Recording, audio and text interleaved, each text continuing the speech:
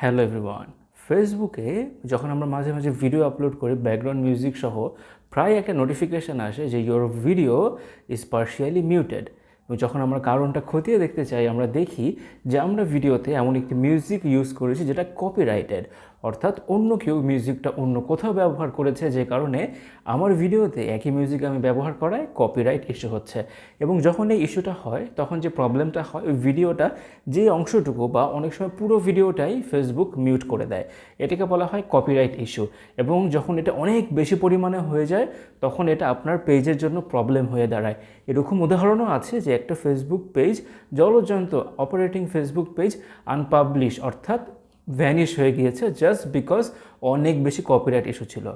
আজকের ভিডিওতে আমরা কথা বলবো ফেসবুকের এই কপিরাইট ইস্যুটা আপনি কিভাবে এড়িয়ে চলবেন। প্রথমে যে কাজটা আপনি করতে পারেন সেটা হচ্ছে ফেসবুকের এখন মিউজিক বা ইনস্টাগ্রামে অডিওর যে টুলটা আছে সেটা আপনি ব্যবহার করতে পারেন। সেখানে wide ranges of music available আছে। হ্যাঁ, হয়তো খুব পপুলার গান অ্যাভেলেবেল নাই, বাট দেখা যায় মোটামুটি সব ধরনের মিউজিকই ওখানে চলে আসে।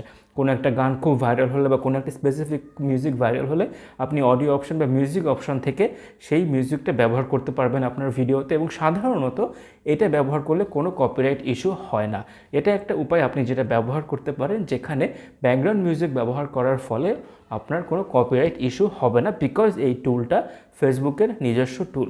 দ্বিতীয় যে উদাহরণটা আপনাকে আমি দিতে পারি সেটা হচ্ছে অনেক সময় আমরা পপুলার কোনো গান, হিন্দি কোনো সিনেমার গান, ইংলিশ কোনো গায়ক গায়িকার গান আমরা আমার ভিডিওতে ইউজ করি এবং কপিরাইট ইস্যুতে প্রবলেম ফেস করি।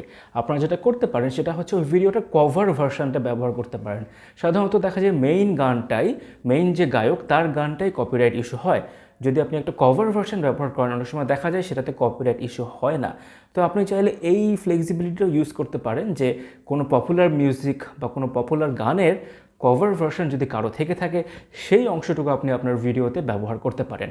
এই দুটো টিপস আপনাদেরকে দিলাম। এখন যেটা বলি, অলরেডি যদি আপনার ভিডিওতে এই জিনিসগুলো এসে থাকে, পার্শিয়ালি মিউটেড হয়ে গিয়ে থাকে, ভিডিওতে ওয়ার্নিং থাকে, তাহলে আমার যে সাজেশনটা দিব ওই নোটিফিকেশনগুলো চেক করে করে ভিডিওগুলো আইদার আপনি ডিলিট করে দিন অথবা ফেসবুক যে ডিসিশনটা দিয়েছে ডিসিশনটা মেনে নিন।